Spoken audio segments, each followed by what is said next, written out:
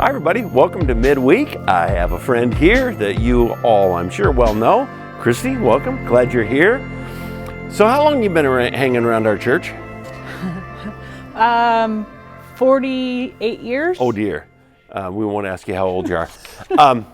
And how long have you been in your current position? You are the director of, I know we don't use pastor of, women, but you are. You're shepherding and pastoring our women in our church. Mm-hmm. How long have you been doing that? 4 years. 4 years, okay. Well, today we're announcing something that actually has taken place, and that is we're expanding Christy's role. Believe it or not, you probably would never guess this, but it's not been a full-time job, but we are expanding you to a full-time job in April. Right. And we're going to add something that I think is one of the most critical positions in a church. Absolutely. It's called assimilation. Mm-hmm. Now, you may think, we're going to have a pastor of assimilation. Well, in a sense, we are. Have we been doing it? Yes. Pastor Jeff's been kind of overseeing it, and we're going to move some of that off of his plate because his is a full plate, and Correct. You're going to be taking it. So, well, what is assimilation? Well, before we get to that definition, let me explain why we need this. What happens in American churches, and it's probably true around the world, is that every church loses approximately 10% every year. So you have this turnover. Why? Well, people pass away. Number two, they move. And number three, they decide, maybe I'm going to attend another church. So you know what that means? It sounds kind of crazy, but we don't actually have an exact number, but I'm going to say somewhere around 1,700 to 1,800 people call us home, right? Right. We're their church. They attend every week or maybe once every 2 weeks or whatever the case may be. That's how many we have. So if you take that 10% number, that means that every year, 150 to 200 people are going to pass away. They're going to move to another state, or they're going to move to another city, or they move to another church. Mm-hmm. So think about how many people every year you have to assimilate in. Now, that's why we have a, if you will, pastor of or director of assimilation. So now you define that for me. I mean, I think we all kind of intuitively know it. You're bringing new people in, but it's a little more complex than that. Yeah. What does it mean to assimilate people? I think to assimilate people, you're bringing brand new people in. They might come in for the first week, come in and sit in the service, and then they come back to the Welcome Center and want more information. At that point in time, you end up having a conversation with them to see kind of like, well, what are they wanting? Are they just wanting information on service times? Do they want information on what we have to offer? And then you move them from just coming into the service to let's get you maybe plugged in someplace. Maybe the next step is to get plugged into a small group or a Bible study or a community group. And then after that, the next step after that is getting them plugged into serving. Because once they serve, they're in. Yeah. It's kind of interesting because if you think about the average family. Yeah. There's a lot of decisions that they have to go through. I guarantee you, stats tell us that the average family, the mother makes the decision. Yeah. You may be offended by that, but the reality is that's what every statistic says. Mm-hmm. Now, what's the basis of that decision if she has a family? Her number one issue is? The kids. Her kids. Nobody wants to go to a church that the kids don't want to go. Mm-hmm. And is she going to be concerned about the husband? Yes. If it's a single mom, well, then it's just the kids. Yeah. But you're thinking about all of the touch points that they have to connect to. Yeah. Because if they come from a different state, a different region in the United States, yeah. frankly, even from another church, yeah. they're coming into a different culture. Absolutely. I would love that the highest value they're looking for is a Bible-believing church, yeah. preaching from the Word of God, and that theology matters. Yeah. And I can want that all day long, but sadly, to be quite honest with you, for the average person, that's a little bit low on the totem pole, isn't it? Yeah, yeah. So when they come in, you're talking about a first-time guest to becoming an integrated partner, correct. Growing, connected, in community. Correct. There's a big set of steps in that.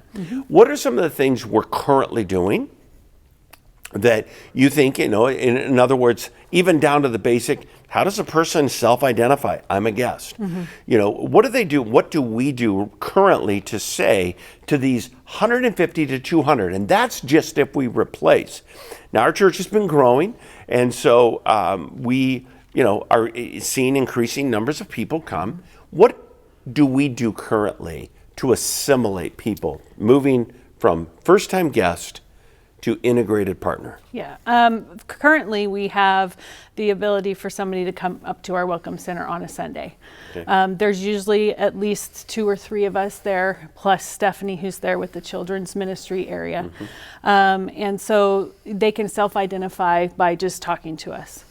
We also have a texting system where they can text in and say, I'm new here, I want to get plugged in, and that information gets sent to me, and then I do follow-up calls, follow-up with those things that get texted in. So if a person comes, and they may integrate through, there's a lot of ways, actually. There's the Sunday morning, Saturday night service. Yeah. They may come to the Guest Information Center. Actually, if they are in children's area, they have to put all of the statistics down. Correct. A person could actually attend church here 3-4 weeks and never identify. Correct. And that's actually probably more common than we realize, isn't it? Correct. Yeah, so really one of the other ways that I know we try to catch, or I am going to start trying to catch people, is if you ever met Pastor Jim, who's walking around here and he meets people all the time, or any of the other pastors that meet new guests, they get names sometimes. Sometimes they can get more information than that as far as contact information. And when we get that, that's when I would probably just make a reach out to them call. And when a person self-identifies saying, hey, I'm a guest, I want information, we always call them within that week. Yes, absolutely. Yeah. And oftentimes they're looking for avenues. We also have people that attend, like I'm familiar recently of a lady who started attending our church through a Wednesday women's Bible study. Correct. Yeah. And so you'll get people that come with maybe a friend, or they just want to come to a Bible study. They join the Bible study. So that's another way, another point that we can meet new people and kind of get them connected. Yeah. So on a weekend service, or frankly other times, if you see Christy, you're always, because you're still going to be leading our women's ministry. Absolutely. And we're going to add this really, I think, critical role. Honestly, assimilation is critical. Yeah. Because if we don't assimilate new people, ultimately the church dies. Absolutely. If we don't assimilate people, my conviction is they don't grow. Because you grow by belonging and by serving. And if all you do is just kind of attend from a distance, you're not going to be utilizing the gifts that God has given you. You're not going to be taking on, carrying the weight of the church. And so, to me, assimilation is critical. Now, you can't do this alone, but when you see Christy on a weekend, you're often probably going to see her with this clipboard, and she's going around and again, identifying first-time guest to what? Integrated partner. Yeah. That's the line. Yeah. You're going to see her doing that, but you might need some help. Absolutely. Paint the picture for the person. Gift mix, skill set. What might be a person you'd say, man, we could use your help? Yeah. Anybody that has like administrative skills, hospitality skills, ability to basically have a conversation with somebody you don't know. Yeah. And just walk up to them and say, hey, nice to meet you. I'm so-and-so. What's your name? Kind of start that conversation. So if you're a current greeter at Walmart, we might have a ministry gift for you, right? Ministry opportunity for you here, right? Yeah. I do remember, believe it or not, the CEO of Walmart. You know what his job in his church? I know this because I knew a person that mentored this guy. You know what his job was? He was on the assimilation team. I was going to say. The CEO of Walmart. He never missed church. You know what he did? He greeted. Yeah. So greeters. Yeah, greeters. People who want to help integrate, people who are gifted in administration. Yeah. I can think of one dear saint in our church, Betty Goffrier. Oh, yeah, you know what she said? Betty.